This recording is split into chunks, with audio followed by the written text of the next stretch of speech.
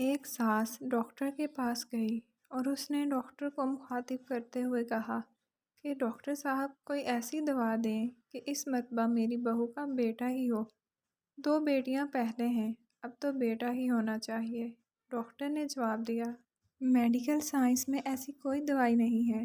ساس نے کہا، پھر کسی اور ڈاکٹر کا بتا دیں۔ ڈاکٹر نے کہا کہ آپ نے شاید بات غور سے نہیں سنی۔ میں نے یہ نہیں کہا کہ مجھے دوائی کا نام نہیں آتا۔ میں نے یہ کہا ہے کہ میڈیکل سائنس میں ایسی کوئی دوائی ہی نہیں ہے۔ اس موقع پہ لڑکی کا سسر بولا کہ وہ فلاں لیڈی ڈاکٹر تو۔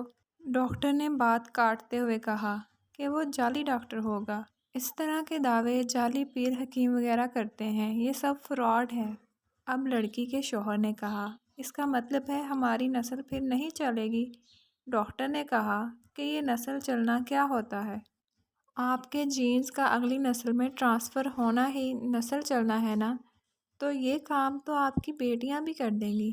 بیٹا کیوں ضروری ہے؟ ویسے آپ بھی عام انسان ہیں، آپ کی نسل میں ایسی کیا بات ہے جو بیٹے کے ذریعے ہی لازمی چلنی چاہیے؟ سسر نے کہا، میں سمجھا نہیں۔ ڈاکٹر نے کہا کہ ساہیوال کی گایوں کی ایک مخصوص نسل ہے جو دودھ زیادہ دیتی ہے۔ بالفرض اس نسل کی ایک گائے بچ جاتی ہے تو پریشان ہونا چاہیے کہ اس سے آگے نسل نہ چلی تو زیادہ دودھ دینے والی گایوں کا خاتمہ ہو جائے گا۔ طوطوں کی ایک مخصوص قسم باتیں کرتی ہے۔ بالفرض اس نسل کی ایک طوطی بچ جاتی ہے تو فکر ہونی چاہیے کہ اگر یہ بھی مر گئی تو اس نسل کا خاتمہ ہو جائے گا۔ آپ لوگ عام انسان ہیں، باقی 6-7 ارب کی طرح۔ آخر آپ لوگوں میں ایسی کون سی خاص بات ہے؟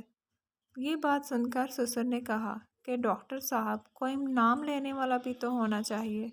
ڈاکٹر نے ان سے سوال کیا کہ آپ کے پردادے کا کیا نام ہے؟ اس موقع پر سسر بس اتنا کہہ سکا، وہ ڈاکٹر نے کہا، مجھے پتا ہے آپ کو نام نہیں آتا۔ آپ کے پردادا کو بھی یہ ٹینشن ہوگی کہ میرا نام کون لے گا، اور آج اس کی اولاد کو اس کا نام بھی پتا نہیں۔ ویسے آپ کے مرنے کے بعد آپ کا نام کوئی لے یا نہ لے، آپ کو کیا فرق پڑے گا؟ آپ کا نام لینے سے قبر میں پڑی آپ کی ہڈیوں کو کون سا سرور آئے گا؟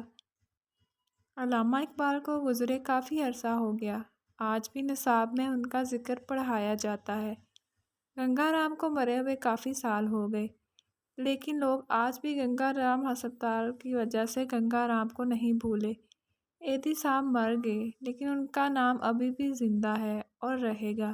غور و فکر کیجئے، کائنات کی سب سے محبوب ترین ہستی رسول اللہ صلی اللہ علیہ وآلہ وسلم کی حیات طیبہ پر اور ان کی آل مبارک پر، جن کو اللہ تبارک و تعالیٰ نے بیٹے عطا فرمائے اور واپس لے لیے، اور ایک بیٹی سے رہتی دنیا تک رسول اللہ صلی اللہ علیہ وآلہ وسلم کی نسل کو پوری دنیا میں پھیلا دیا۔ لہٰذا بیٹے اور بیٹیوں میں ہرگز فرق نہ کریں۔ بیٹا اگر نعمت ہے تو بیٹی رحمت ہے۔